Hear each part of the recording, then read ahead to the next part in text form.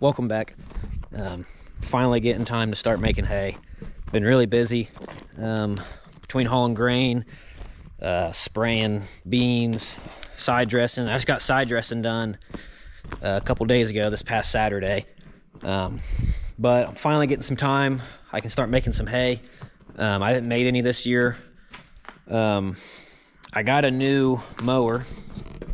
I got a Moco, John Deere Moco disc bind. Never owned a disc bind before. I've had a hay bind before. It's actually my first hay bind. I just sold it. Had it for about 7 years. But I'm looking forward to using this. I'm hoping it's going to be about 4 times as fast as the hay bind was.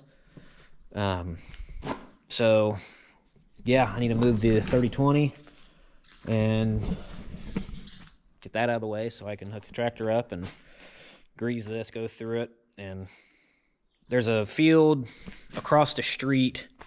It's not very big, probably 3, maybe 4 acres, I don't know. But I'm gonna go over and do that real quick before it gets too much darker, and then come back and get the tedder and go ted it out. So, and hopefully, depending on how the weather works, I might be able to bale it tomorrow night. I'll probably have to wait another day. But anywho, I'm gonna move this tractor and get this hooked up.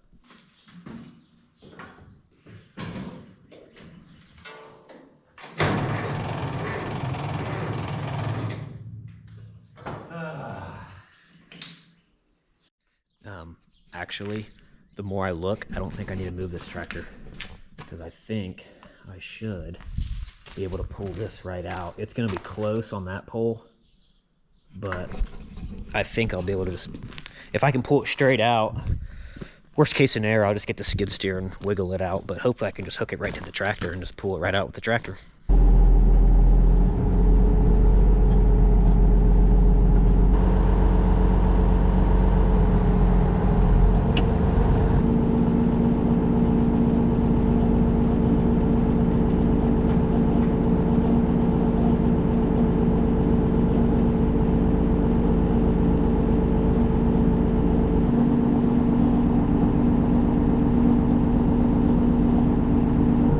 I know I probably should have hooked onto this before, but this is the first time I've hooked onto this, and I think I'm gonna have to move the drawbar in, because the PTO shaft is pulled out kind of far, and I'm gonna hit this tractor. There we go.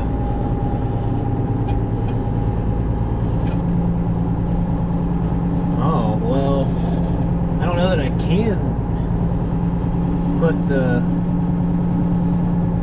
drawbar in, because turning right there, my lift arm's sitting over top of the hitch, and if it's farther up, I don't know.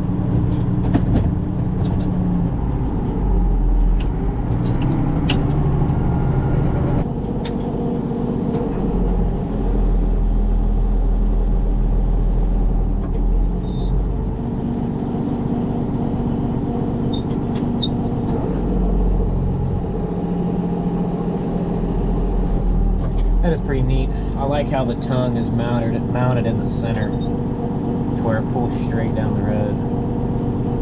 Alright, I greased it, checked the gearboxes, and they're all good, oil. So let's just make sure before we go to the field.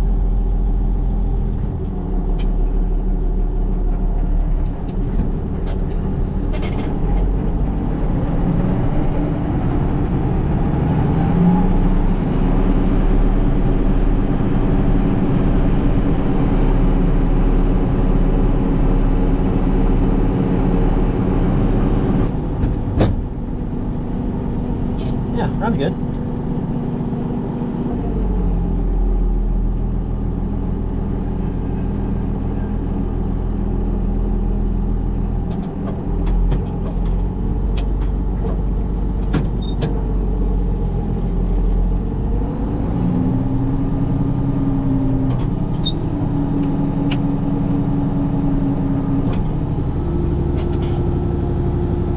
one flasher back there, the bracket's broke, and the flasher's not working, so I gotta deal with that. But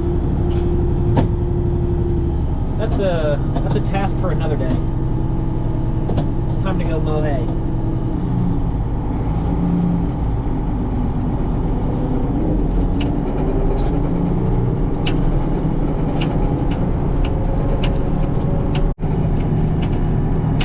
So this machine is 1,000 PTO RPM, 1,000 RPM, and my hay bind that I had before this was 540. And I've never really thought about it, but I guess with the 1,000 RPM machines like this, I guess they go through thicker hay a lot easier because there's so much more momentum from them spinning. Which, I mean, it makes sense. I've just never really thought about it that way before.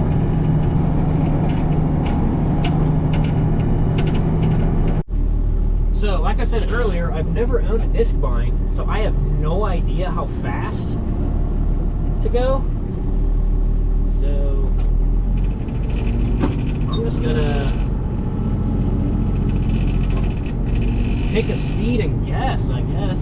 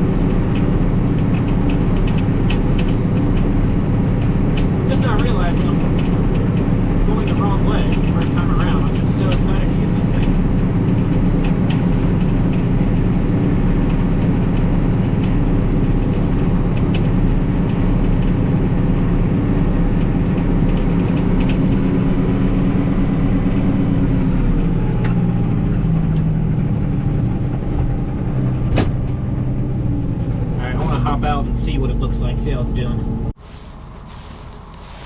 Yeah, that looks great. I mean, I think that's the end of the cut right there. That's just getting smushed down. These blades on this thing aren't even the best shape either. They got a bunch of nicks in them, but this is,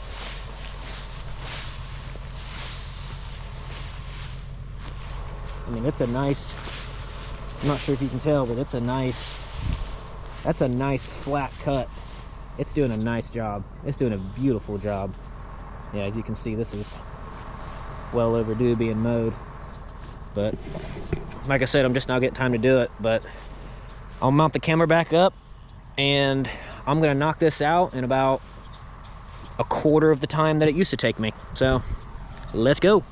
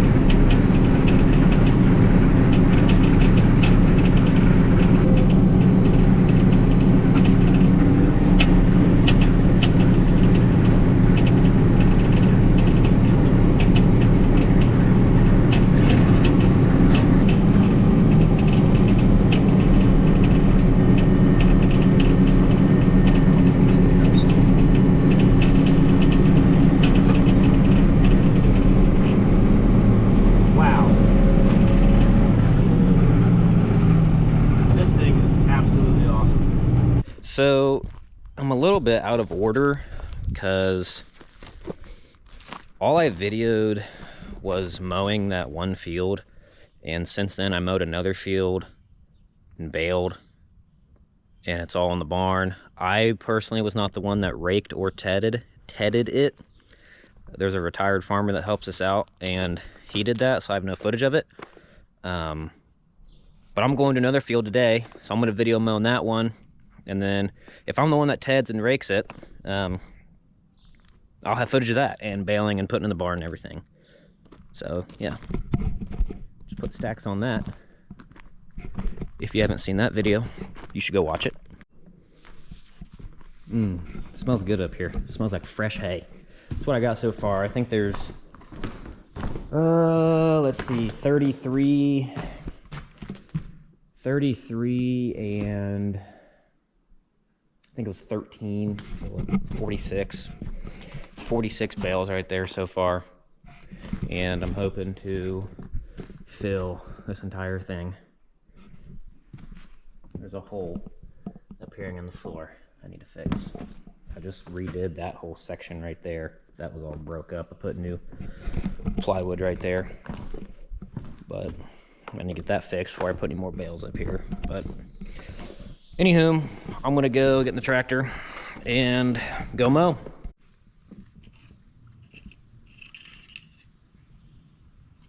Looks good.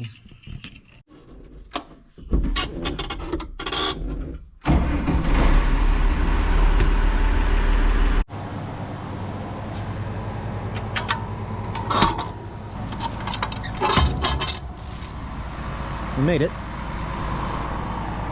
This is such a nice field. It's nice and thick, good grass. First cutting always has a little bit of weeds in it, but it's mainly kind of my fault just because I get here so late. But I used to dread doing this field just because when I had my hay bind, it took like 4 to 4.5 hours to mow it. So I'd plan out I'd make sure to give myself about 5 to 6 hours of the day to dedicate to this, just in case, because stuff always happened. But this thing's gonna roll through it now, so let's go.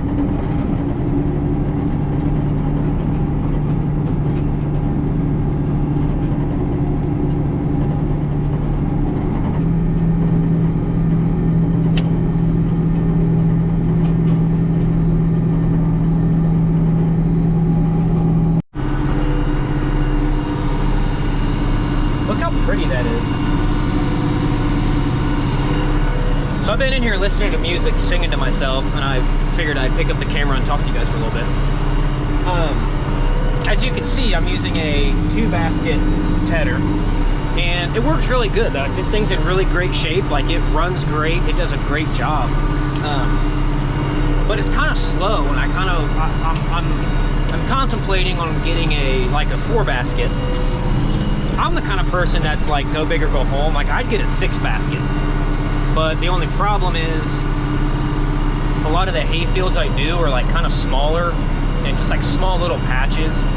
And a 6-basket would be awesome for like this field I'm in now, just because how open and big it is.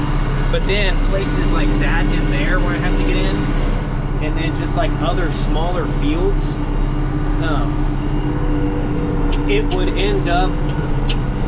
it would more than likely end up causing me more problems having something big like that. Like, having something bigger would cause me more problems, because I feel like it cause me more problems because trying to maneuver it, and there'd be certain places like I couldn't go with it, or I'd have to maneuver differently, and then you end up spending the same amount of time maneuvering that bigger piece of equipment.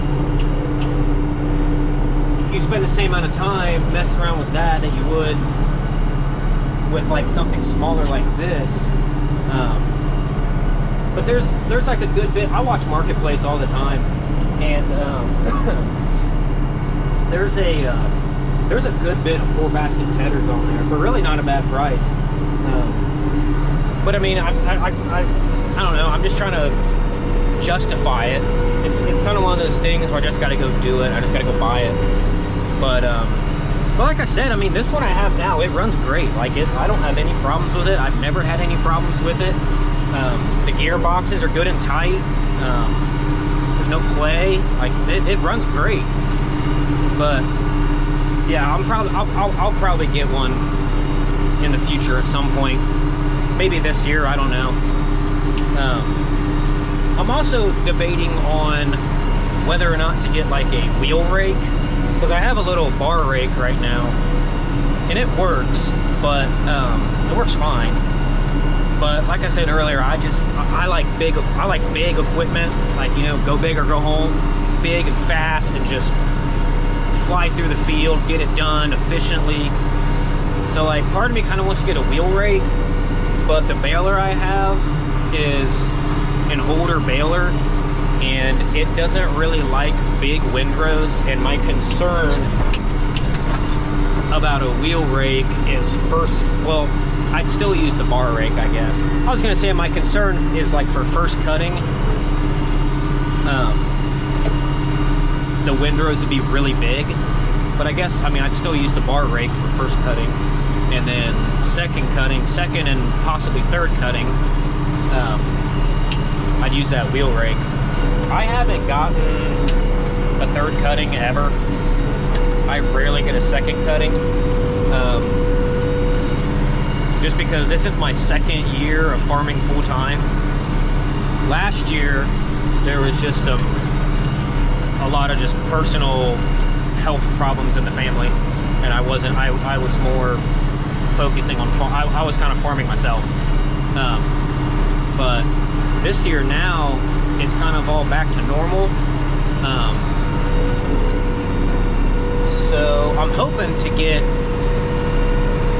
a third cutting. Like, I'm definitely going to get a second cutting this year, but I'm hoping to get a third cutting too, possibly on some of the fields. I don't see it happening on all of them, just because here pretty soon, I mean, it's going to be time to get the combine out, get the heads out, grain cart, all that stuff, and start getting that ready. Because we planted some varieties of corn that it's going to be ready to harvest in September, like middle September. So, and next thing you know, it's time's gone by, and it's time to start combining. But I'm going to do my best to try and make as much as possible, especially to try and justify that disc bind that I just got. But yeah, so I'll set this back up and keep filming a little bit. I have an idea, and I want to see if this works.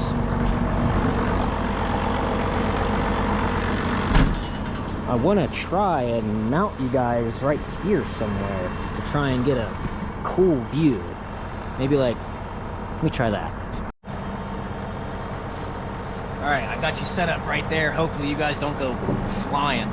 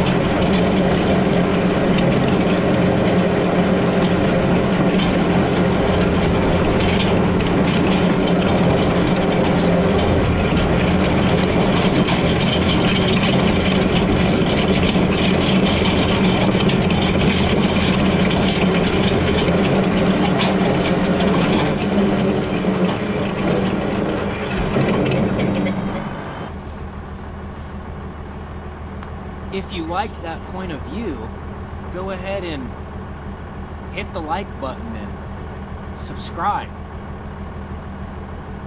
I'm never saying that again. That is so cringy. This thing is absolutely covered in dust, but look, I don't know if you can see it. I don't even know, you can't even zoom on a GoPro, and if you can, I don't know how. There's a hawk up there on the top of that pole, and he showed up a little bit ago when I was mowing, and I was really hoping to see him like swoop down and pick up like a rabbit or something. That'd have been awesome. So I'm probably gonna make this a two-part video just because I feel like the footage I have now is already kind of like a lot, and I don't want to make like a 45 minute long video. So I think I'll just make two parts, and first part will be like me mowing and tedding and everything. So I'm gonna let this dry all day tomorrow, and then Monday I'll start filming again. I'll come back in and rake it, and then I'll get footage of me raking it all up, and then baling and hauling the bales home, putting the bales in the barn, and everything. But yeah, so I'm gonna call it a day.